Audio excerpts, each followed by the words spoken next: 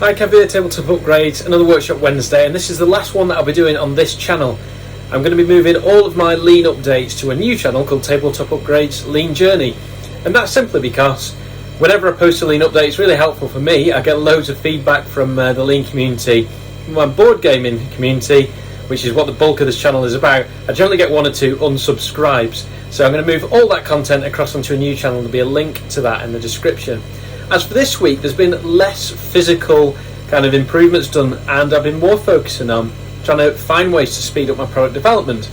The result has been a couple of new products arriving, so bearing in mind that I've had about 6 products, it's taken me about 2 years to develop, so to have 3 product releases in a week is absolutely massive in terms of an improvement to my processes. Now, the way that's come about is something called Lean Product and Process Development, LPPD, which I've been learning about, and it's basically applying lean principles to that of product development and design. And one of the ones that's come about is this one, which is a little action tracker, magnetic action tracker. So I'm going to do some more videos for my board game community on this channel about that.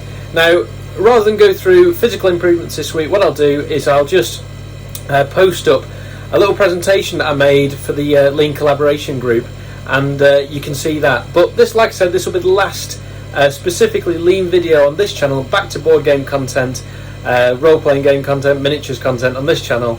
But I'll link into the presentation now. Thanks for watching. See you in the next video for some board game content. And if you're here for lean stuff, there'll be a comment or a description down below with the new channel. Hi, Kev here, Tabletop Upgrades. I said I'd report back in a couple of days and just share with you what I'd learnt about lean product and process development. I was having the problem that it was taking me weeks, if not months, to release new products. Even though I had 90% of the design work done, it'd take me forever to get it out there. So I've been pointed in the direction of this whole new world of product and process development. Obviously, you can hire very expensive experts in this area, but it's totally new to me. But this is what I've learned, and maybe it'll help someone else. It turns out that there's 12 wastes, which are listed here. But rather than talk through those, I'll just summarise some of my learnings, hopefully quickly. So the lean concept of pull, not push, is really important. So I'm guilty of coming up with an idea that I think my customers want, designing a solution to it, pushing it out into the marketplace. Sometimes my products hit, sometimes they don't. So there's a huge waste there. You know, it's possible to design a product with features no one wants. So rather than pushing ideas, pull it from customer desires, feedback. In order to do that, I need to develop customer empathy. So talking to customers and encouraging dialogue and feedback.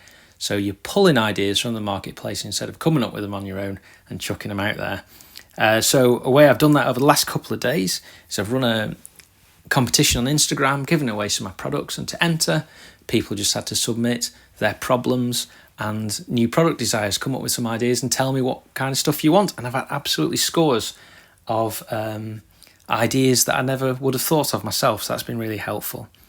One-piece flows, obviously, I've learned the importance of that in my manufacturing processes.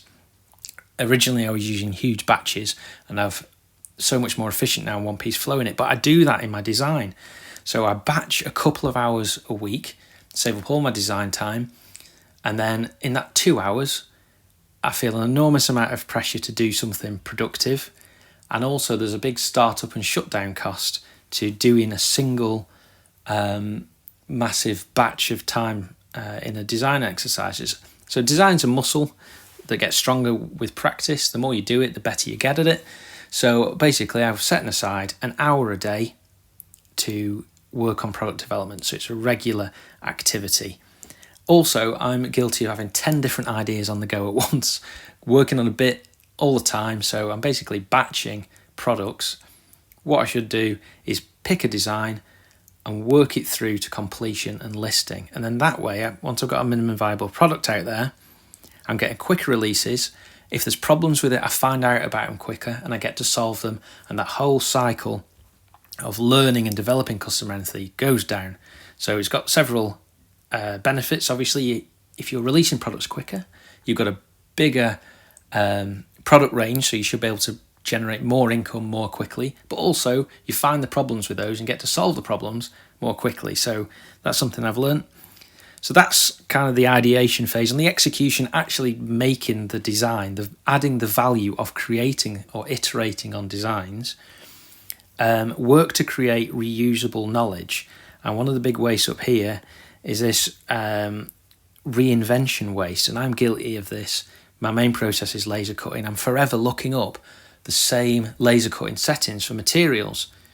So I've created a material library on, I think it was Cody's advice, and I've set some templates up so that I'm capturing the reusable knowledge.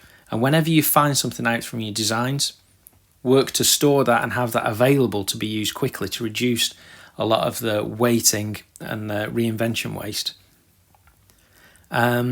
Obviously, there's environmental improvements you can make. So physically, the laptop or computer station that you're working at, you can work to make things a lot more ergonomic and easier to work there, things within reach, etc. But also the user environment within the computer software, learn the shortcuts, set up templates, reduce repetitive work. And if you can set it up in such a way that automatic tasks are done through macros, then all the better for it. And then I've alluded to multitasking. I'm guilty of working on 10 designs at once, and basically that is exactly what I shouldn't be doing. Pick something, develop it through, get feedback. And then finally, in one of the videos that I've watched, someone misquoted Charles Darwin and say it's not the best or the strongest that survives, it's those that are able to adapt to the requirements of the environment. And in this case, the requirements of the environment are what the customers are telling us. So not to come up with the best products straight away. It's a huge amount of pressure. It's a big batch work of development done in isolation that might fail. Get products out there, get feedback on it, and work to improve them. So anyway, that's what I've learned. I've just scratched the surface. It's a whole new world to me. But thank you to everyone who's contributed to my learning in this area. I'm excited to do more on it. Thank you.